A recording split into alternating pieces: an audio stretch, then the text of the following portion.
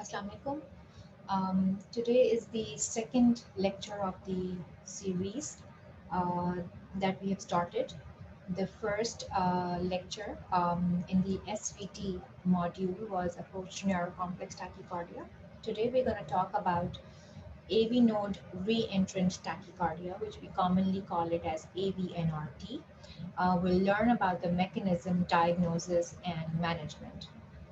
We're going to learn AVNRT under the headings of its epidemiology, clinical presentation, anatomy of the AV node, physiology of the AV node, types of AVNRT, what are the mechanisms of various types of AVNRT, how do we evaluate a patient who comes to us with the tachycardia in clinic or in emergency, and what are the broad principles of treatment. So we all know that SVT is a very common presentation, and among the SVTs, AVNRT is the most common of it. It has been reported to be in a prevalence around 60% from Western countries. We unfortunately don't have data from the Southeast Asia and from Pakistan, but it is very common. It usually manifests in the teenage years, but we do see patients presenting with first episode of AVNRT later in their life, as late as 70 or 80 years of age. There's a difference in the gender and the presentation. Women presents earlier in their age as men, and it is more common in women than men. And we need to understand why is this difference, because this difference will help us manage the patients when we see in clinics. So we know that women have a different conduction system, and the refractory period of the slow pathway of the AV node is very short. So there's higher chances of inducibility. So this difference of the conduction of the slow pathway plays a major role. We also know that women will have different response during various phases of life. Premenopausal women would have hormonal changes, and a lot of SVT is reported in the premenstrual phase. When we see pregnant women, we also know that SVT may present some more incidences of new SVT we'll see in pregnancy, and usually these episodes are seen in the third trimester of pregnancy. We also see reported exacerbation of the previous SVTs. And the common mechanism that is reported for these increased incidences and exacerbation of previous SVTs are hormonal changes, changes in the autonomic tone, volume changes, and hemodynamic changes. So now, how do these patients with tachycardia or SVT or AVNRT presents? They usually presents with sudden onset and sudden offset of very rapid palpitations. They may also report dizziness when the ventricular rate is too fast. They may have angina, syncope, especially related to these fast ventricular rates. The presentation may last for a few seconds to minutes to several hours. There's no significant association with the structural heart diseases, but however, it may present in any kind of structural heart disease as well. So, but it's actually not entirely related to it. Physical examination during tachycardia is usually unremarkable, except for rapid regular heart rate. Before we embark on understanding the AVNRT, we need to know the anatomy of the AV node, so to understand how things work. So the AV node is a compact structure. It is about 5 to 7 millimeter in length, and it is found at the interatrial septum. And in the atrial septum, there's a very common triangle that we all heard of, the triangle of Kopp.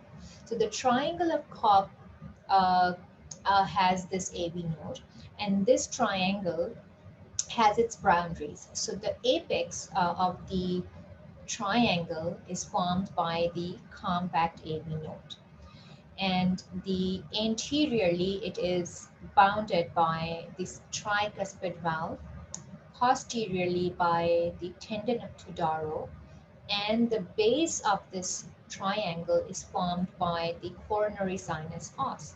So in this triangle, the compact AV node resides.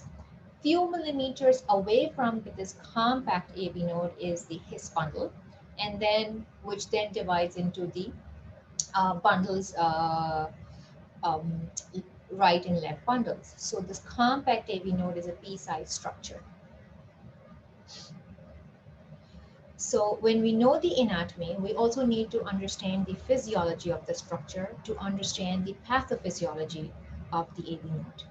So the most common physiology that we all should remember is AV node decrements, right? We have all heard about decrement. So what is decrement? So AV node will cause delay in the impulse conduction as it receives from the sinus node. And this delay is very important because that's what the nature has actually has provided. It allows sufficient ventricular filling time and allows the ventricles to stay in diastole. So if there is no AV node delay, then atria and ventricle will be on top of each other contracting, and there will be no diastole or no filling time of the ventricle, and so that may cause symptoms. So nature has provided this decremental conduction, and as we increase the rate, or as the sinus rate keeps increasing, this AV node keeps conducting with a long AV delay, progressive prolongation, and finally there is um, loss of the QRS, and this is called as Wenckebach periodicity. So what is Wenckebach periodicity? It is the maximum heart rate when the AV block occurs after the progressive PR prolongation. We need to understand this Wenckebach periodicity, or Wenckebach cycle length, is the decremental AV conduction, and it is at the peak heart rate or the maximum heart rate. This is not AV block. This is physiological condition. But because this is happening at a faster rate, usually the normal Wenckebach cycle happens at 500 to 350 milliseconds, which if we convert into rate, it becomes 120 to 170 beats per minute. However, if this periodicity of progressive conduction and block happens at a lower rate, like 50, 60, 70, then we call it as a block, and that we call as Mobitz 1 AV blocks. A lot of people will say Mobitz 1 is equals to the Wenckebach AV block, but it's actually the Wenckebach periodicity, not the Wenckebach cycle. So Wenckebach happening at a faster rate, slower rate with blocks होते हैं. ठीक है? So this is a normal physiology. Everybody will have a one rate where there's progressive PR prolongation with a drop in the QRS, or creating a physiological AV block. The other concept of the AV node physiology we all need to understand, because AVNRT is related to it, is the proof of dual AV node physiology. Means AV node has two fibers through which the conduction can go. There has to be a fast and slow pathway fibers, and there should be conducting to proof, right? And this physiology of dual AV node is present in about 10 to 35% of normal people, including children, and this change or this physiology becomes less with aging. Normal conduction over the fast fibers, which is one of the fibers of the AV node, conducts fast, very fast, and the PR interval created by that fast pathway is 120 to 200 milliseconds. That's a normal PR interval. So the normal PR interval or normal conduction in everyone happens over the fast pathway. And so by electrophysiological properties, we say fast pathway has a rapid conduction, very quick, but it takes a longer time to recover. So this is like a speedboat. So this speedboat is very fast, but it leaves this trail of ripple behind, and so nobody can actually follow this because it leaves so much of ripples, right? And so this ripple or this period is called as long refractory period. So nobody can catch this speedboat. On the other hand, the slow pathway has a slower conduction, right? And it has a shorter refractory period. So this slow pathway is like a small motorboat. It leaves very small ripples. So anybody can chase the slow motorboat, right? And how does this affect? So when conduction goes through the slow pathway, it recovers very quickly, and another conduction can immediately go by. When we have a fast pathway, it will only allow fast conduction unless it is not refractory. So there are various features, so various ECG presentations that actually will give us a clue that there is a dual AV node physiology, right? We don't have to do an EP study all the time to prove there is dual AV node physiology, but we have some ECG clues, right? In irregular ventricular response during atrial fibrillation is one of the manifestation of dual AV node physiology. Induction of AVNRT. So when AVNRT happens, it means there is dual AV node physiology. And there is post-PVC PR prolongation. I'll show you the ECGs of how this ECG manifestation of dual AV node physiology. So if you look at this, this is a Holter strip, 3-channel, and they are marked as N for normal sinus and S as atrial ectopics. So if you look here, this is a normal sinus beat which conducts through a fast pathway and a normal PR interval, right? And then there is a PAC here, right? So a PAC occurs, and because of this normal fast pathway has a longer refractory period, this PAC did not find the fast pathway to conduct. So what it did is it actually switched. So now it goes through a slow pathway and the PR interval changed. Right? So this ECG strip shows us that there is evidence of dual AV node physiology because this sinus rhythm conducts with short PR. There's a PAC which finds the fast pathway not refractory and so hence conducts with a normal PR. But the third PAC, the second PAC actually finds this fast pathway refractory and now it conducts to a slow pathway and then there's a tachycardia starts. So this is a concept of understanding dual AV node physiology starting a tachycardia.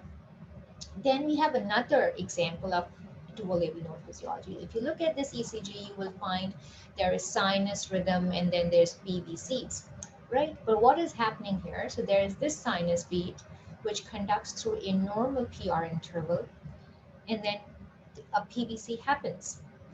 This PVC is interpolated because this is between two P waves and there is no pause after the PVC. So it is an interpolated PVC. What happens after the PVC? The sinus rhythm conducts with a long PR, right? So why does this conduct with a long PR? Because this patient had dual AV node. The fast pathway is refractory from the PVC concealed penetration. Now the sinus rhythm finds fast pathway refractory, and so it uses another pathway, which is using the long PR, right? And this repeats itself. Sinus rhythm, PVC, which causes a concealed penetration of the AV node fast fibers, and the next sinus rhythm goes through the long PR.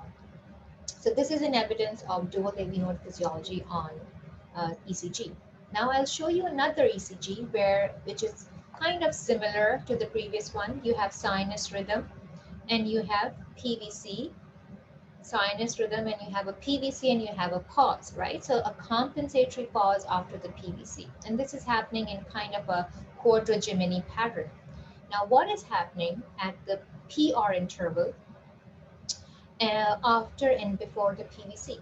So if you look at the first sinus rhythm, which goes through the normal PR interval, And then the PVC happens, as we've seen in this previous ECG.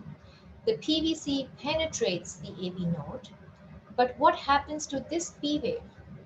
Now there is no QRS, means there's an AV block, because the PVC penetrated the AV node, especially the only fiber that this patient has, which is the fast fibers. And when the sinus beats wants to conduct through the AV node, it finds all the fast pathway blocked. So there is no QRS. As compared to the previous one, if you looked at that PECG,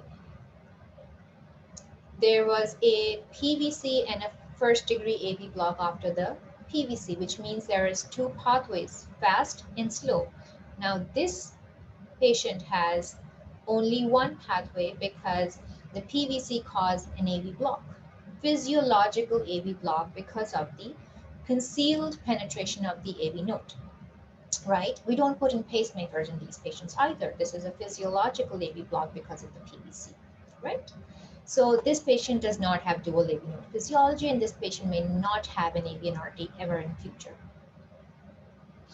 Now, types of AVNRT, and we have three different types of AVNRT. The most common one we call as slow fast or a typical AVNRT, and then we have two other uncommon types, which is called as atypical AVNRTs.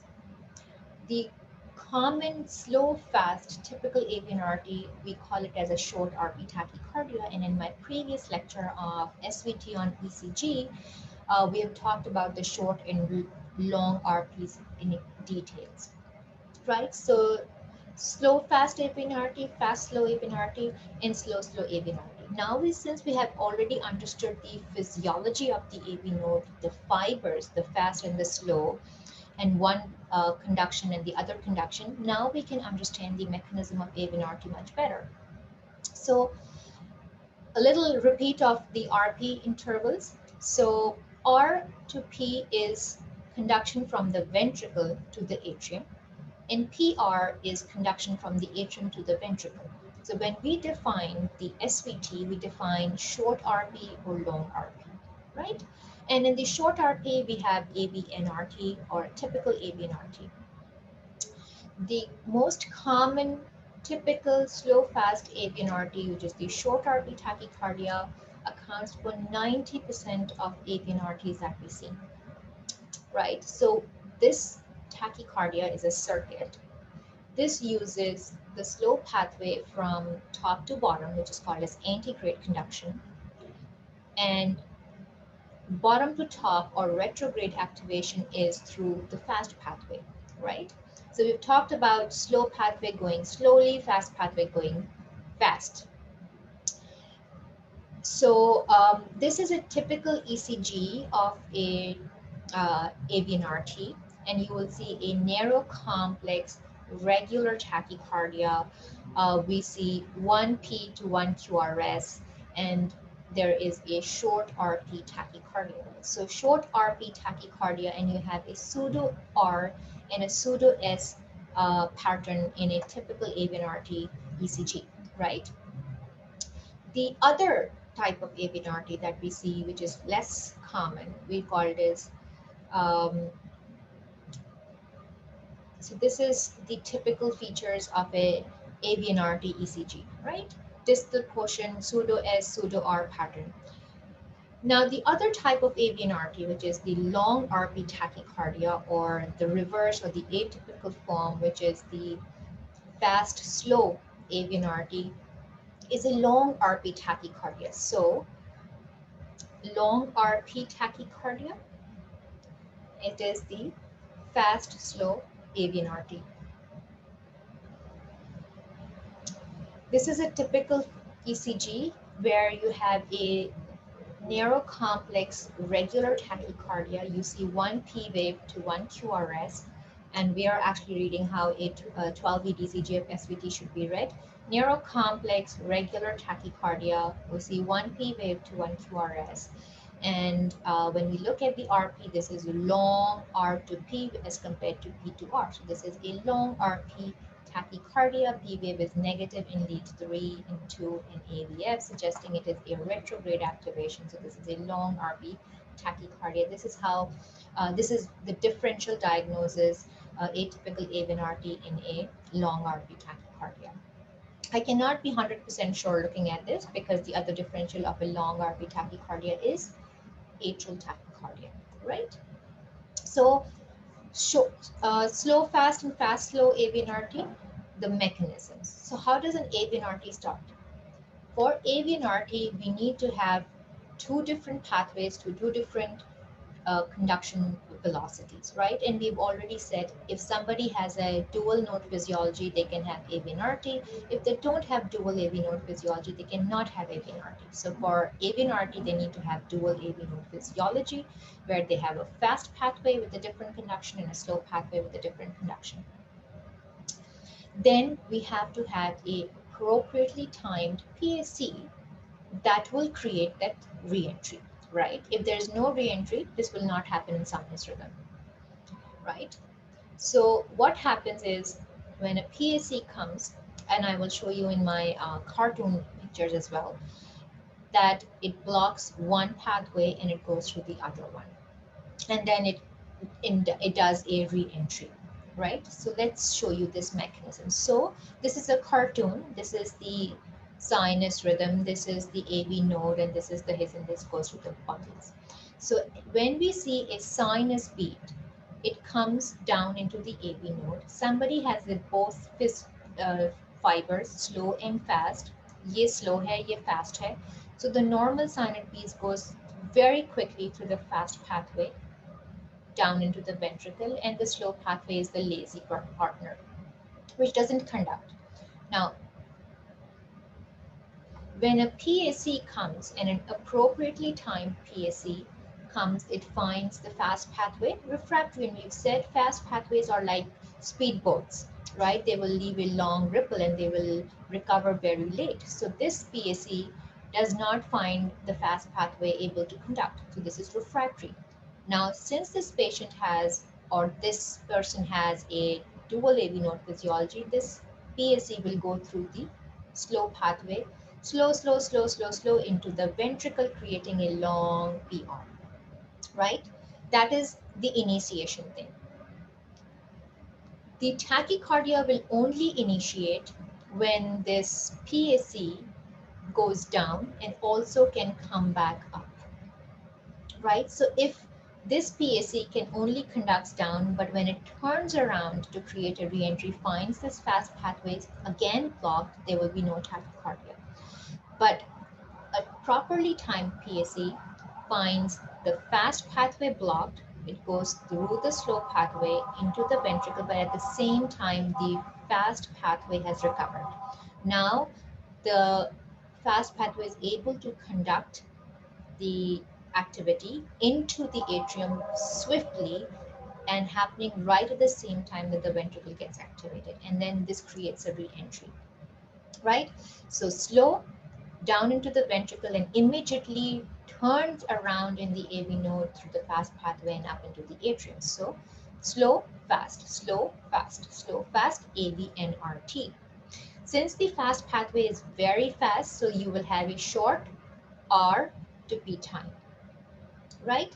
So this is another cartoon showing normal conduction over the fast pathway into the normal conduction fast pathway into the into the ventricle, creating a normal PR.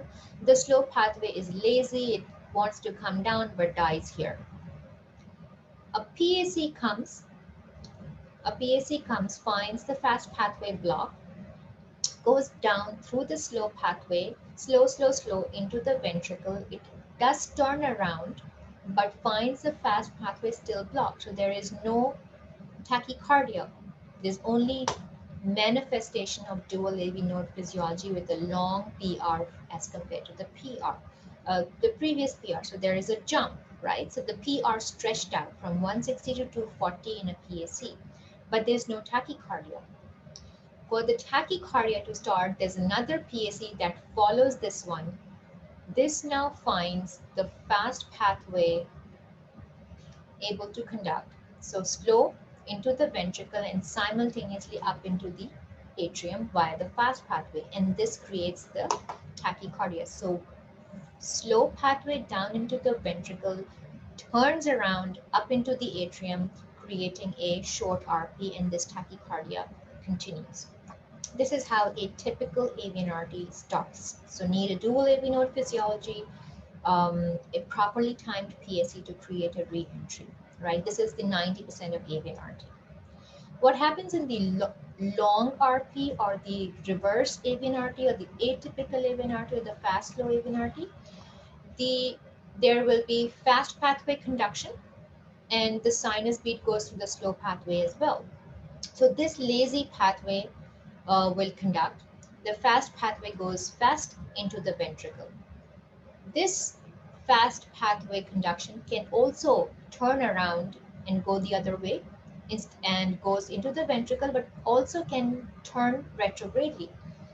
For it to go into the reverse pattern, it will have to find the slow pathway, not refractive, right? And we know that the slow pathway has a very slower conduction and a very quick recovery.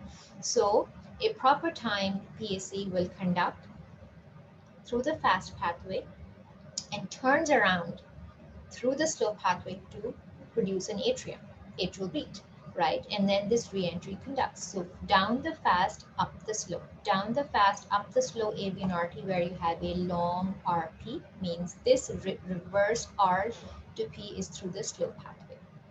Less than 10% of these AVNRTs are long RPs. So after we've understood the physiology, the mechanism, let's see what we have to do when we see a patient with tachycardia. Obviously, history is very important. The patient will give history of sudden onset and sudden offset of palpitations. A physical examination is important. A 12-lead ECG is very, very important, especially during the tachycardia and also during the sinus rhythm, right? Event recorder is helpful for evaluation of patients with small, brief episodes which are self-terminating and you don't have any documented tachycardia, right? So event recorders, we need to document the SVT before we do any treatments, right? If somebody has long episodes, they can go to the emergency and get a 12-lead ECG. When we see a patient with an SVT, we have to rule out any presence of structural heart disease. Very important. Although it's not related, but we need to make sure. Now, when we see an ECG during the tachycardia, we look at three things. How did it start? The onset of the tachycardia, the body of the tachycardia, and how did it terminate it, right?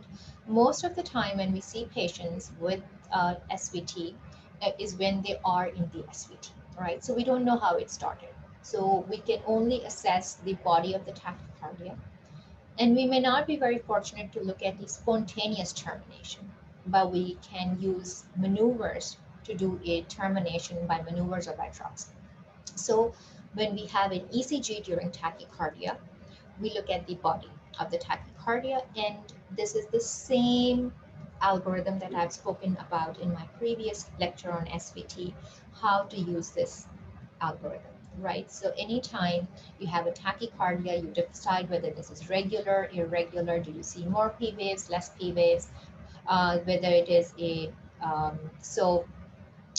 analyze RP if there's one-to-one AV conduction. So by all of this, using this algorithm, we can come to our point of short RP, long RP, whether this is AVNRT, AVRT, or atrial tachycardia. So this is very important.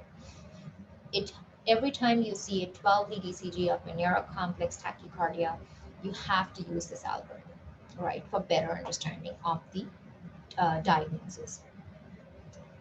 Right, so we know that short RP is AVNRT, AVRT, atrial tachycardia, long RP is atrial tachycardia, AVNRT, and PGRT. Now, this is an ECG, right? We've already now know how to read this ECG. Neurocomplex regular tachycardia. There is P wave hidden in here, one-to-one, and this is a short RP tachycardia, right? So you can see clearly the P wave in lead 2, and this is a short R to P as compared to P to R, short RP tachycardia. This is another ECG, right? Tachycardia, you have R and P.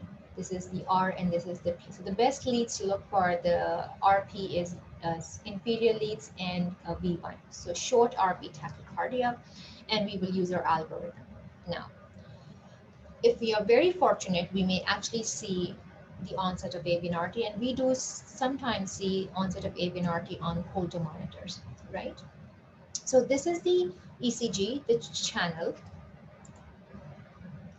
You have a sinus rhythm, normal PR, sinus, and a PSE which follows the sinus rhythm, which conducts with a normal PR, and then we have another PSE which goes through a long PR, so sudden change in the PR, and then we have a tachycardia where this is the P, right? You can clearly see कि ये pseudo R बना हुआ है.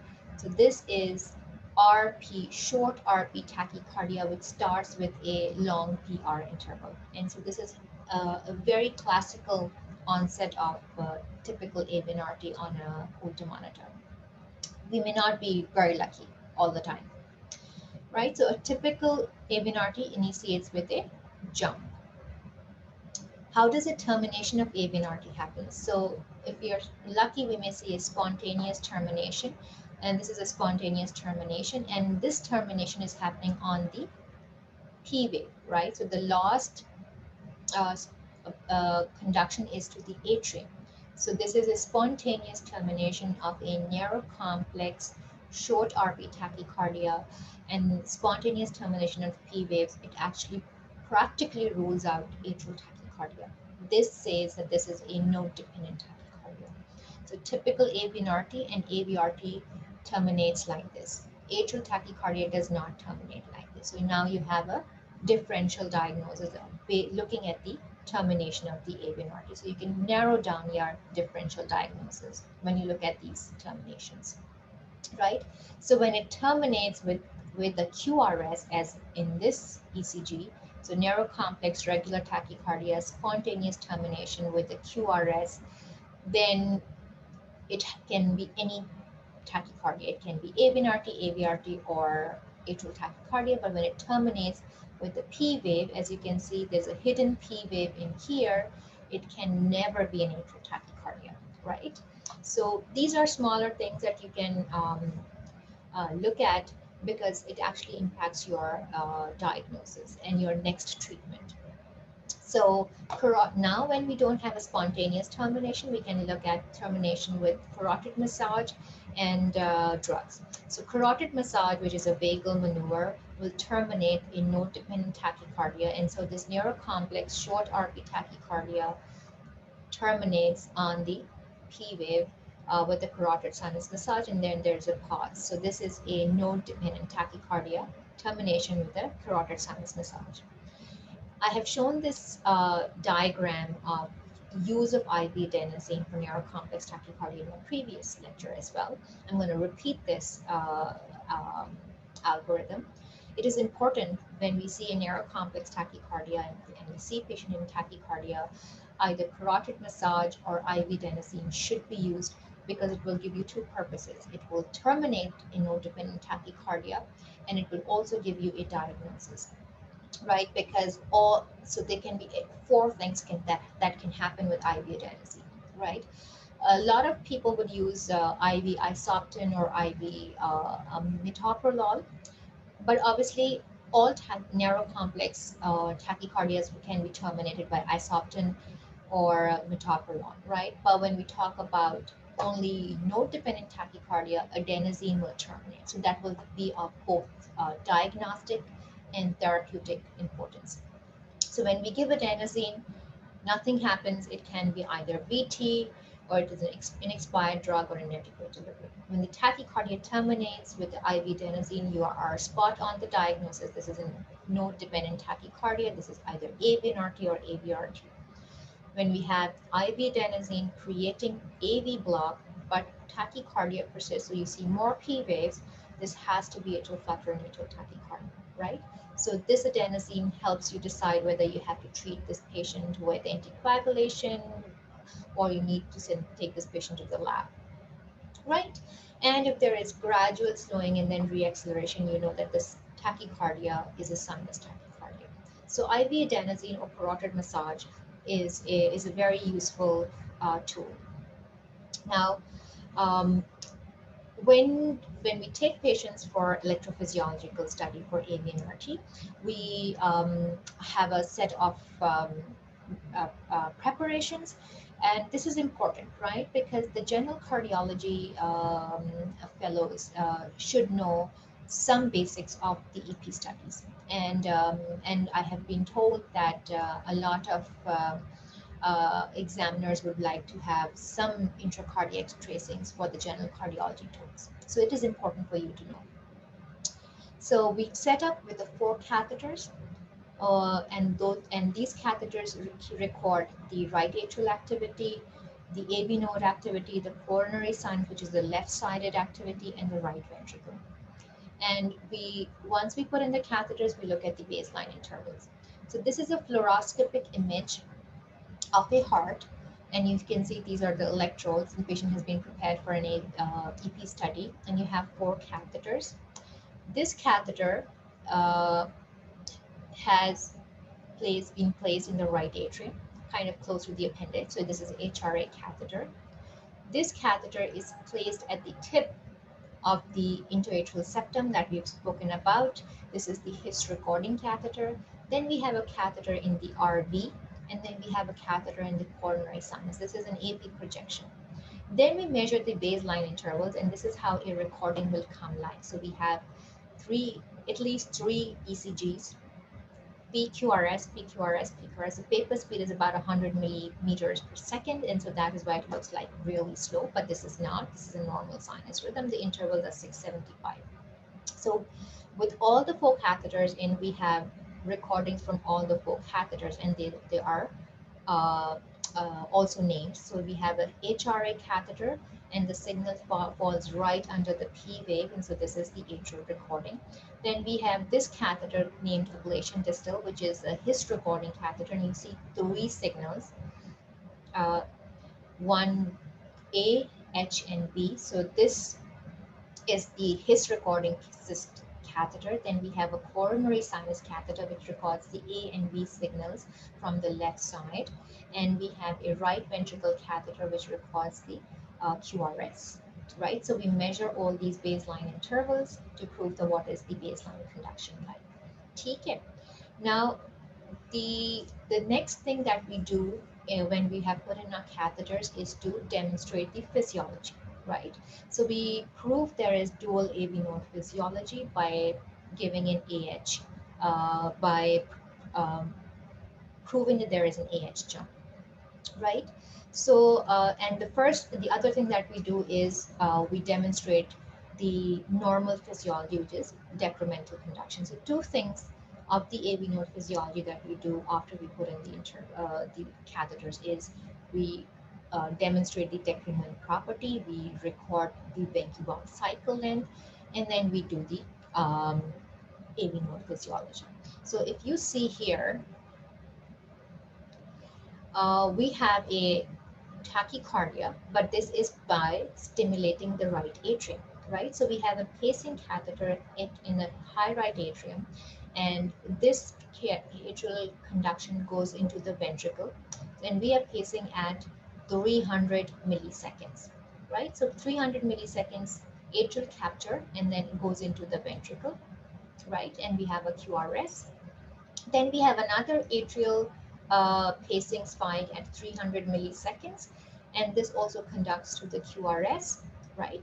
And then we have another one so we keep coming down on the milliseconds, make the rate faster, and we have this atrial spike, atrial capture, but there is no QRS, right? So there's AV block happened, and AV block happened at 290 milliseconds, which is 206 beats per minute, and this is the Venki-Bach cycle length or Venki-Bach periodicity, which is the normal AV node property, and we've talked about usually happens at the rate of 150 beats or higher in normal people, right? So this is the Venki-Bach periodicity happening, atrial pacing, QRS, atrial pacing, so prolongation of the PR, and then followed by a block. So this is a normal AV node physiology that we've learned about.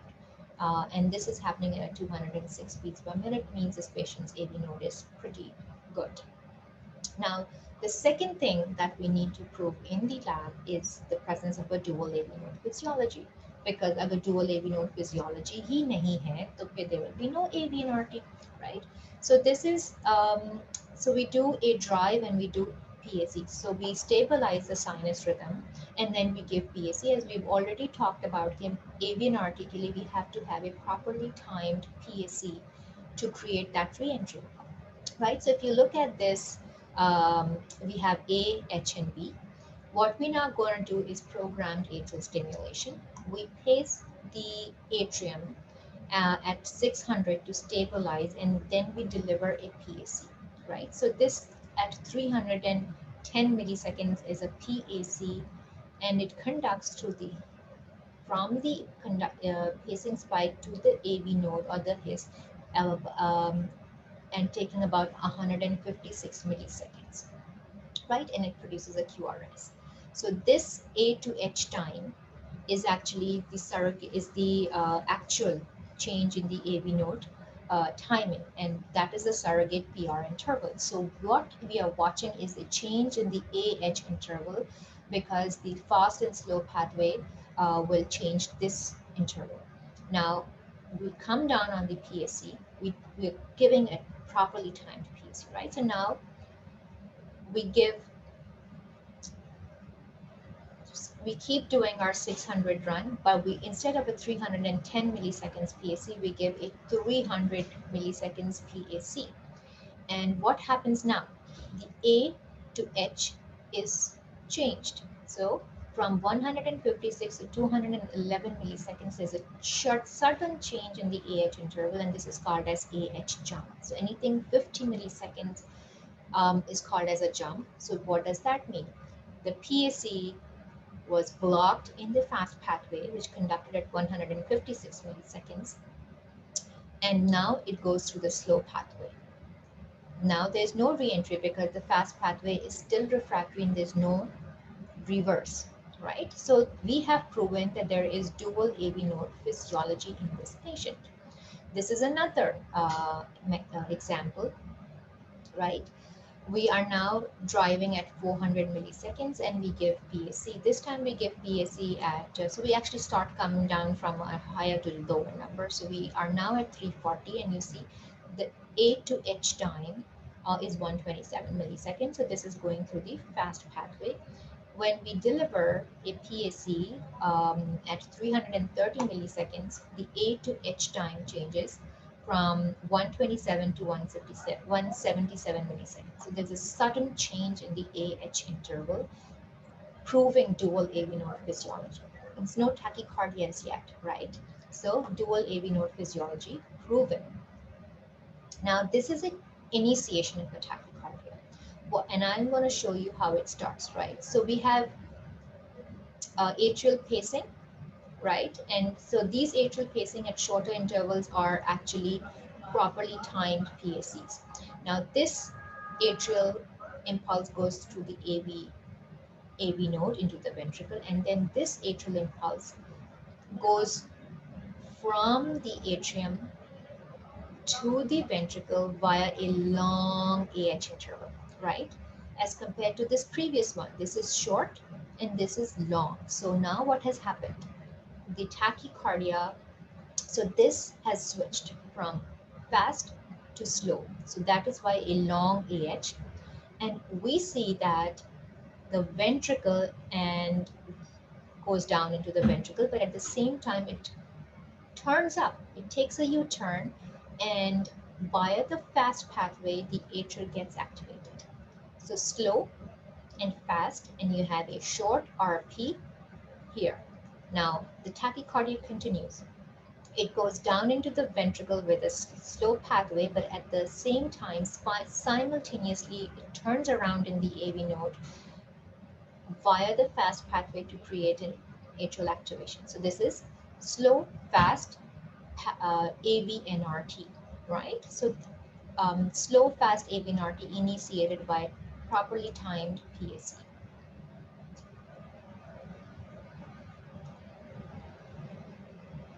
This is again the same thing, showing going through the slow pathway up the fast, slow pathway up the fast, slow pathway up the fast. Now, we are now going to look at the different AVNRT that we've already spoken about, which is the reverse or the atypical AVNRT, whereas the fast slow AVNRT, right? So this is an example of a fast slow AVNRT. If you look at this atrial stimulus goes into the ventricle with a fairly normal AH interval, right? But this starts a tachycardia, and without a change in the PR interval. Now this goes through the fast, and it was able to turn around into the atrium via the slow pathway. So now you have a long R to B time, right? So it goes into the via the fast pathway into the ventricle, but reverses via the slow pathway up into the atrium. Again, atrium into the ventricle via the fast pathway and turns around via the slow pathway, and that is why you have a long RP or a fast slow AVNRT. So this is how a atypical AVNRT starts. So fast and then slow, fast and then slow. Now, once we have proven that this patient has dual AV node physiology and we have a tachycardia, we now proceed for ablation, right? So we've already talked about the anatomy, and that is why anatomy was important, to understand where the fast fibers are, where the slow fibers are, where is the compact AV node, what are the boundaries. So as I have shown you my fluoroscopic image, we have coronary sinus, we have RV, HRA, and the his catheter. So this is the fluoroscopic triangle of cock that I have drawn for you guys. So this is the apex of the triangle, which is the compact AV node. The posterior boundary is the tendon of Tudaro, anterior is the tricuspid valve, and this is the coronary sinus cavity. So this is the coronary sinus fossa. We know that the fast fibers are very close to the compact AV node posteriorly, and the slow fibers marked green close to the coronary sinus os anteriorly, right? So what we do is we map for the slow fibers on the X-ray and using the intracardiac electrograms. And my catheter here in this view is now pointing at the slow pathway location, which is at the base of the coronary sinus. This is all in the AP view.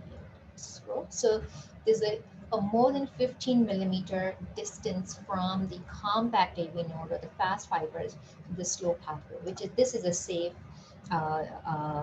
distance, right?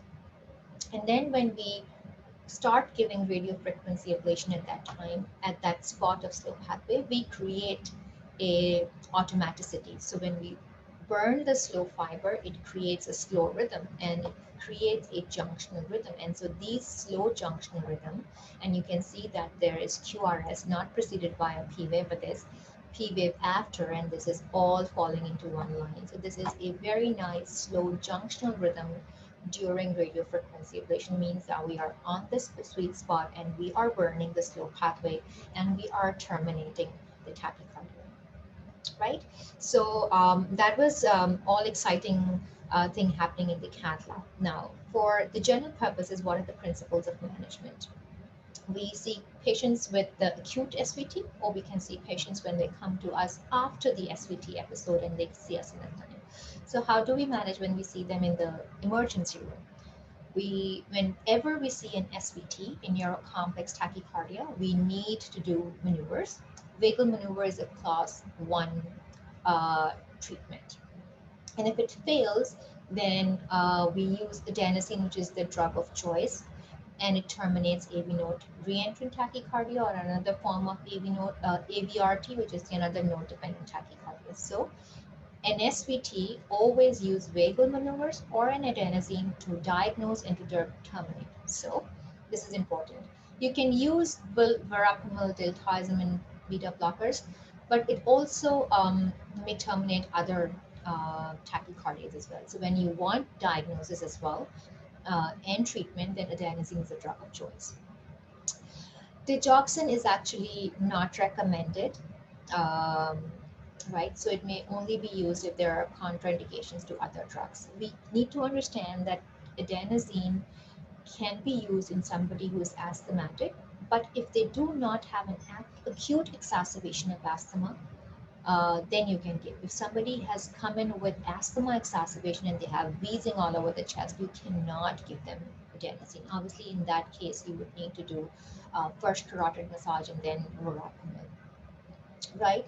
Sometimes we can use class 1A and class C drugs while in the emergency room, like flecainide and propafenone. Unfortunately, in Pakistan, we don't have these drugs available in intravenous form.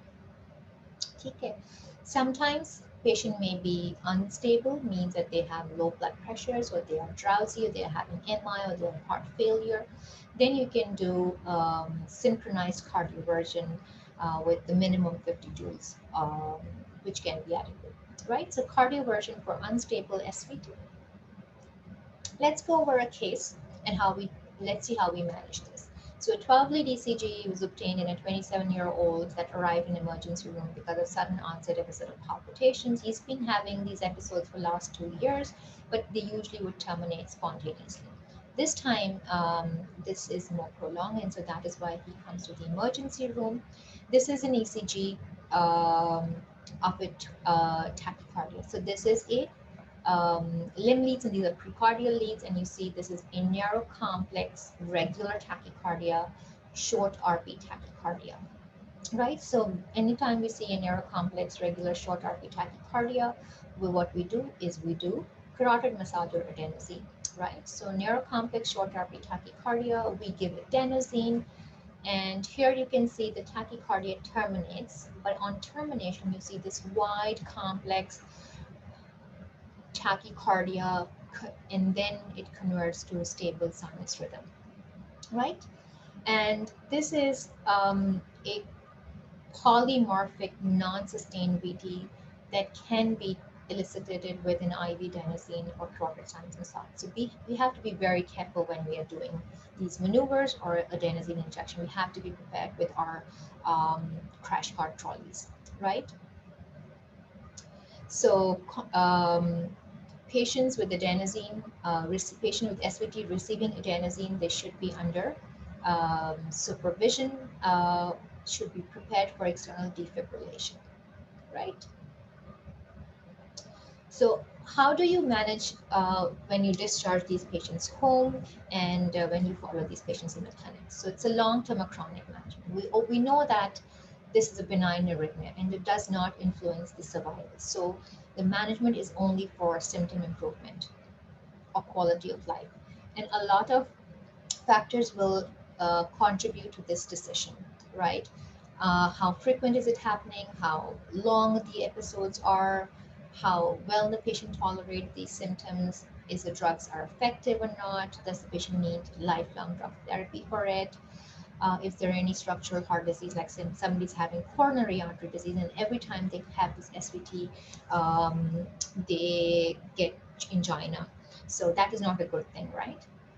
So we will only initiate therapy after a single episode if somebody's had highly symptomatic SVT requiring emergency room visit for termination, right? So somebody had SVT, but it spontaneously terminated while they were in the ER. You don't have to give medications. You will start SVT long-term treatment only if somebody has very symptomatic, highly symptomatic with symptoms of dizziness or chest pain, um, or they have had hypotension, or they had angina, right? We can follow them. If they did not have those red herrings, we can follow them clinically without specific therapy. All patients should be taught how to do Valsalva maneuvers, right? Um, when we talked about the epidemiology and we said women had more SVTs, and obviously the state of pregnancy or premenstrual phase will sometimes are triggers. So that is why when we treat women, we should be very cognitive of the fact that they need special understanding, right? women in childbearing age should be referred early for ablation. And why is that? Because if some woman wants to become pregnant and they have had SVTs in the past, this SVT can be triggered in pregnancy, right? It is very difficult to treat arrhythmia in pregnancy because most of the drugs that we use for arrhythmia management are class C drugs, right? So they may affect the fetus. We can't, we know that SVT during pregnancies are transient and harmless, but we have reports that they may be associated with worse obstetric and fetal outcomes. So we have to be very careful with that. If we see women in childbearing age and they've had SVT and they are attempting pregnancy, they should be counseled for treatment of SVT with an RF ablation. Also, pregnant women, if they are in pregnancy, obviously you can't do a lot of treatment. So ablation can only be done with a fluoralist technique if we have to do ablation in pregnancy. Because we use fluoroscopy during RF ablation, we can't do fluoroscopy ablation in pregnancy. We can use fluoralist system, but that is very challenging, right? So when do we use pharmacological therapy in catheter ablation?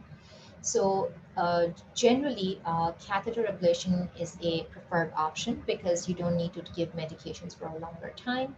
The catheter ablation has a greater than 95% efficacy and low incidence of complications. So this is a reasonable option to discuss catheter ablation, which is actually a curable, which is actually a cure. So AVNRT is a curable problem. With catheter ablation, there is a very low risk of having AV block in pacemaker implantation. And now you understand why I keep saying low risk, because you have to define the distance between the fast and the compact AV node to the slow fibers, right, on the X-ray. If they're too close, the risk of AV block is high. If they're more than 15 millimeters apart on the X-ray, the risk becomes less. Now, this is a guideline 2015 from ACC-AHA, and it says that if you're dealing with a regular SVT and they can have pre-excitation in sinus or absent pre-excitation. So if AVNRT patient does not have pre-excitation in sinus rhythm, catheter ablation is a class 1 indication, and if the patient prefers, right? If the patient does not want to undergo catheter ablation, medical therapy should be given, and if medical therapy fails, then catheter ablation should be given, right? In medical therapy, beta blockers, diltiazem, and verapamil are class 1. Unless they have if they have pre-excitation, you can't use AV nodal blocking agents, right? If they have no pre-excitation and they don't want catheter ablation, you can give them beta blockers, diltiazem, verapamil. If they have all these pre-excitation, then the second option will be flecainide or propafenone. And they have to have no structural heart disease. Amiodarone, dofetilide, or sotalol, which are class 3 antiarrhythmics, are class 2B. And digoxin, in the absence of pre-excitation, is a class 2B indication, right? So catheter ablation is class 1. And if patient does not want catheter ablation in absence of pre-excitation, you can use long-term medications, beta blockers, or calcium channel blockers. The rest of the drugs fall into class 2A category, 2B category, right? Now, the success rate of AVNRT have been reported in literature. This is usually very high success rates, 96 to 97. Recurrence rate is very low, and the overall complications are less than 3%. The major complications that can happen is pacemaker, which is about less than 1% risk. Death is 0%. The other complications can be groin side complication, right? So the overall complication is very low, acute success rates. So you can offer long-term pharmacological therapy only when the catheter ablation is not available or not desirable. And we've seen that we can use beta blockers, calcium channel blockers, class 1 AC or 3 antiarrhythmics. The drugs actually have an efficacy of 30 to 50% with the side effects. So understanding that these may be younger people, they may have side effects of beta blockers with postural hypotension, fatigue, and weakness, right? Sometimes we offer pill in the pocket approach when they have episode of SVT. Vagal maneuvers, if not effective, then for infrequent episodes, patients can try a single dose of verapamil, a single dose of oral propranolol, or single dose of flecainide. Right? This can be a fill-in-the-pocket approach, but this is only for infrequent episodes. Zicopansal make the episode or right? So they can have that approach. But we need to be very careful that these drugs are contraindicated in LV dysfunction if they have sinus bradycardia or pre-excitation. So be careful when you're prescribing drugs. So in conclusion, AVNRT is the most common form of SVT. It's a benign condition. It has a re-entrant mechanism, we know that, and it has to have a dual AV node physiology as a substrate. Onset has to be with a critical increase in the AH interval.